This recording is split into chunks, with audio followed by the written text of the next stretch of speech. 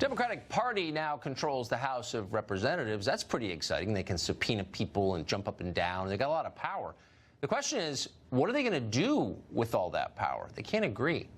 The party's most radical wing wants to push the Green New Deal. Young pioneer Alexandria Ocasio-Cortez says that if some Democrats don't like it, too bad. She's in command now. Oh, it's unrealistic. Oh, it's vague. Oh, it doesn't address this little minute thing. And I'm like, you try.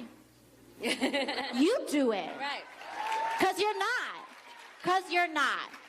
So until you do it, I'm the boss. That's How right. about that? So great. I'm the boss. How about that? Meanwhile, Nancy Pelosi tried to downplay impeachment talks last fall. And then freshman Congressman Rashida Tlaib says that's not an option. Impeachment is at the very heart of her agenda. Every single colleague of mine agrees there's impeachable offenses. That's one thing that we all agree on. I think they all know the dangers of allowing President Trump to continue to violate our United States Constitution. Yeah. Well, it's getting pretty hard for longtime Democratic lawmakers, the one who grew up in the system, to contain their party's younger, more activist wing, as Newt Gingrich, who ran the House at one point, observed today. These newcomers see the party's current leaders as irrelevant fossils from an earlier time. If you're a freshman Democrat, the three House leaders are the same age as your grandparents. I mean, they're not father and mother figures. These are grandparents. And I think that if you think about a typical 27-year-old relating to their grandparent, you have some idea of how they view Nancy Pelosi. She has limited control over them. A number of them, frankly, don't care what she thinks. So I think the tension in that caucus is just going to grow every week. Robin Biro is a former regional director for Barack Obama's presidential campaign. He joins us now. Robin, thanks a lot for coming on. So it seems like what some of us have predicted for a long time is happening. The revolution is eating itself. Yes, and you're exactly correct. These are the younger people. I admire them for their energy and enthusiasm. Yeah. Sometimes I just wish that they would take the time to actually listen more and maybe talk less and learn from the experience. I've been recently charged with being part of the old guard that's ineffective, but we get the job done. And I think more Americans across the country fall into the centrist, level-headed category than the radical left. So I really think they would do themselves a service to just listen a little bit more, Tucker. So maybe this is what you get when you don't run on anything other than not liking somebody. So I'm sincere. So there were races. Jared Golden, for example, in the 2nd District of Maine in the last midterms ran on health care. And he won. It's a Republican district. He won it as a Democrat because he ran on a specific issue.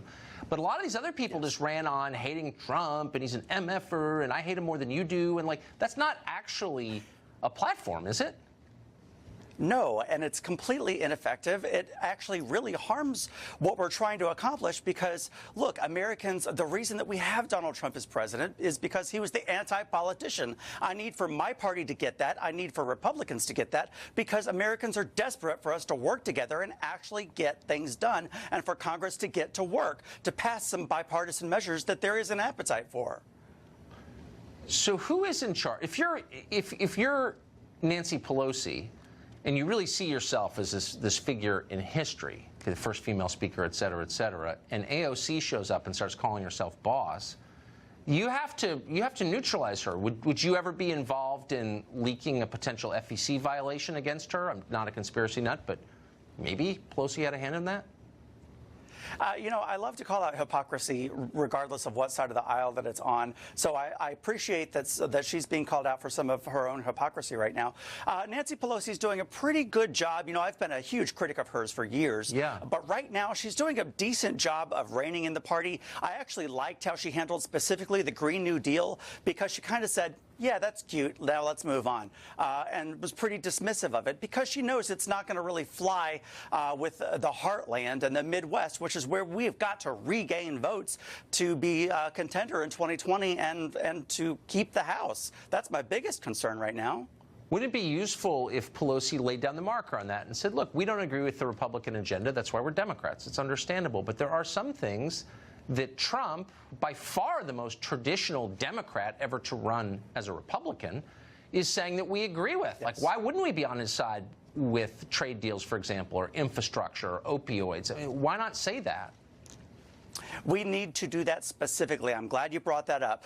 Criminal justice reform. There is an appetite. Dick Durbin said there's an appetite within the Democratic Party for real border security.